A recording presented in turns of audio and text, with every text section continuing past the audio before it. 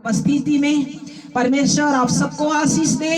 आइए मेरे साथ अपने बाइबल खोले, पहला पत्रस 1 अध्याय 24 और 25 वचन को पढ़े। हालेलुया। पहला पत्रस 1 अध्याय 24 और 25। Hallelujah, praise God Jesus. पढ़े। क्योंकि हर एक प्राणी घास के समान है, क्योंकि हर एक प्राणी घास के समान है और उसकी सारी शोभा घास के फूल के समान है। उसकी सारी शोभा घास के फूल के समान है। घास सूख जाती है घास सूख जाती है और फूल झड़ जाता और है, फूल भी झड़ जाता है, परंतु प्रभु का वचन युगानुयुग स्थिर रहता है। युगानुयुग स्थिर रहता है। हालेलुया।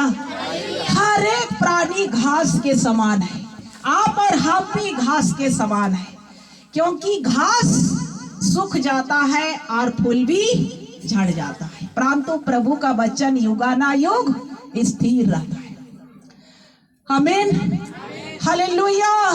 अभी बारिश का मौसम में कितना सुंदर सुंदर घास फूस फूल फल एकदम सुंदर बेहतर, जहां भी देखिए अच्छा लगता है, हरा भरा है ना। कहीं भी देखो फूल खिला हुआ बहुत सुंदर बारिश के दिन में, लेकिन जैसे जैसे ठंड आएगी घास सूखेगा, गर्मी आएगी फूल झड़ जाएगा, परंतु प्रभु का वचन स्थिर रहता है। हालेलुया। उसी प्रकार हर इंसान आज घास की तरह है। आप और हम भी एक घास की तरह, फूल की तरह 2 दिन का जिंदगी में ये संसार में जीने के लिए आए। हालेलुया। यहाँ पर हम परदेसी हैं, सदा का घर हमारा स्वर्ग में है। हालेलुया।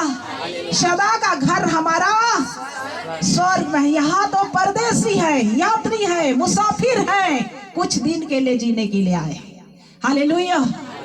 घास जिस प्रकार कुछ दिन में सूख जाता है, उसी प्रकार हर इंसान का उम्र कुछ दिन के लिए यहाँ पर है, कुछ समय के लिए है, कुछ घंटों के लिए है। हालेलुया। जब प्रभु का इच्छा होगा, जिस प्रकार घास सूख जाता है, आप और हमारा श्वास भी रुक जाते हैं और हमें अपना घर जाना पड़ता है। आप और हमारा अपना घर कहाँ है? यहाँ एक डेरा सरीखा घर है, या घर अपना नहीं है। Hallelujah, hallelujah. परंतु परमेश्वर का वचन में लिखा है, मैं तुम्हारे लिए जगह तैयार करने को जाता हूँ, जहाँ मैं रहूं वहां तुम भी रहोगे। आमीन। हालेलुया। प्रभु का वचन युगानुयुग स्थिर रहता है।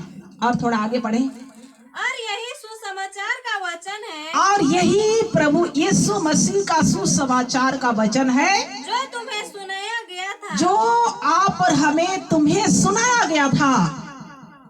हालेलुया। या सुसमाचार, अच्छा समाचार, प्रभु का वचन को सुनाया गया था कि हर एक प्राणी घास के समान है, फूल के समान है। इसलिए ये 2 दिन का जिंदगी को क्या कर रहा है, हमें सजा कर, संवार कर, सुंदर बनाकर परमेश्वर के साथ हमें आगे बढ़ाना है। हालेलुया। जिस प्रकार हम बाहरी रूप को सजाते हैं, उसी प्रकार परमेश्वर के आत्मा से हमें भीतरी रूप को भी क्या करना है, सजा कर रखना है। बाहरी रूप चाहे जैसे भी हो, बाइबल कहती है इंसान जो है बाहर के रूप को देखते हैं, लेकिन परमेश्वर कहता मैं भीतरी रूप को देखता हूं कि उसके अंदर कितना सुंदर है। Hallelujah, hallelujah. ये स्वाभाविक है। मसीह जीवन में भी आज कई लोग बाहरी के सुंदरता को ज्यादा महत्व देते हैं, लेकिन उसका गुण जो है, भीतरी स्वभाव को वही व्यक्ति जानते हैं जो परमेश्वर के आत्मिक जन है। Hallelujah, hallelujah. और हमारा रूप, आपका रूप चाहे जैसे भी हो, लेकिन हमारा भीतरी रूप क्या होना चाहिए, सुंदर होना चाहिए, आत्मा से सजाया हुआ, आत्मा से सिंगारा हुआ। Hallelujah, hallelujah. जिस प्रकार हम अच्छा दिखने के लिए अपने आप को सजाते हैं, क्रीम लगाते हैं, सब कुछ करते हैं, उसी प्रकार से हमें क्या करना है, पवित्र आत्मा से अपने आप को क्या करना है, अंदर से सजा कर रखना है, संवार कर रखना है। Hallelujah, hallelujah. और पहला पत्रस 2 अध्याय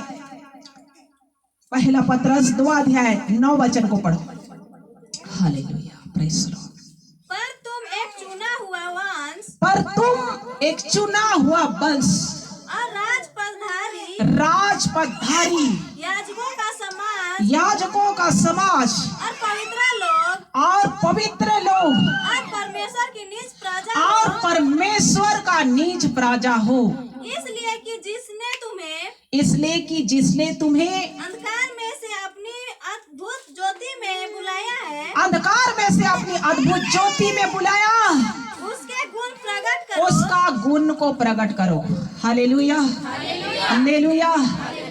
पर तुम एक चुना हुआ वंश, राजपदधारी, चुना हुआ वंश, जितने लोग आज प्रभु यीशु मसीह के घर में परमेश्वर के महिमा में बुलाए जाते हैं, एक चुना हुआ वंश है, चुना हुआ वंश है, चुना हुआ सदस्य है, और राजपदधारी, राजाओं का राजा का पद का धारण करने वाला बेटा और बेटी है। हालेलुया, राजाओं के राजा के घराना है, राजपदधारी, याजकों का समाज। याजकों का मतलब, याजक कौन होता है, जो परमेश्वर का आराधना करता है। हालेलुया, आप कौन है, याजकों का समाज, आराधना करने वाले लोग हैं।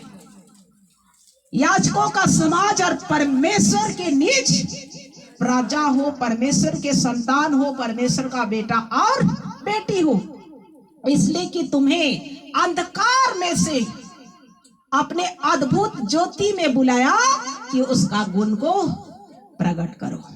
हालेलुया, अंधकार में से आपने अद्भुत ज्योति में बुलाया है, प्रकाश में बुलाया था।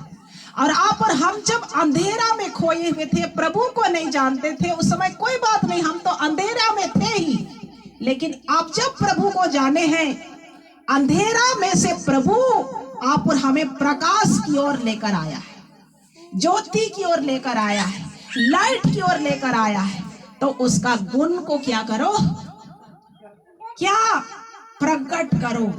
हालेलुया।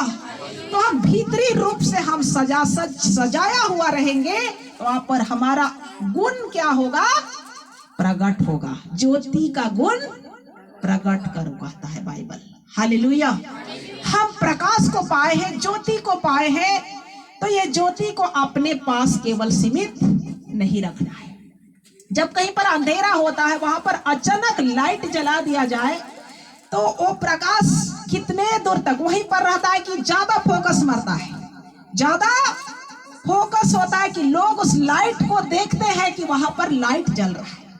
और जहां पर अंधेरा होता है, वहां पर कोई भी नहीं कहता है कि वहां पर अंधेरा है, क्योंकि चारों तरफ अंधेरा ही अंधेरा है। उसको कोई बता नहीं सकता है कि वहां पर केवल अंधेरा है। लेकिन अंधेरा में से कहीं पर लाइट आ जाता है, तो लोग उसको देखकर समझते हैं कि वहां पर क्या जल रहा है, लाइट जल रहा है। हालेलुया। तो आप परमेश्वर का लाइट है, और आप परमेश्वर का ज्योति है, परमेश्वर का प्रकाश आपके अंदर है।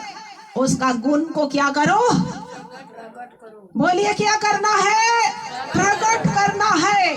आपके जीवन के द्वारा लोग प्रकाश को देख करके आपके पास आएंगे। Hallelujah, hallelujah.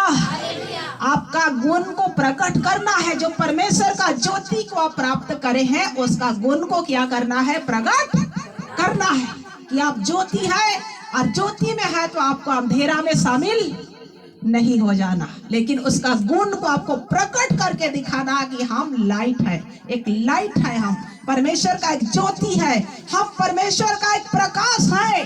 आपका ज्योति, आपका प्रकाश दूर दूर तक लोगों को दिखाई देना चाहिए कि आपके अंदर कोई लाइट है। हालेलुया, प्रकाश है, परमेश्वर का ज्योति है, उसका गुण को आप और हमें प्रकट करना है। Hallelujah, hallelujah. इसलिए मैंने बोली हमारा और आपका चाहे बाहरी रूप कैसे भी हो, लेकिन आप और हमारा अंदर का रूप में क्या होना चाहिए, सजावट होना चाहिए, वो भी पवित्र आत्मा से परिपूर्ण होने वाला सामर्थ। हालेलुया। उसका गुण को क्या करना है, हमें प्रकट करना है। प्रभु आप सबको आशीष दे।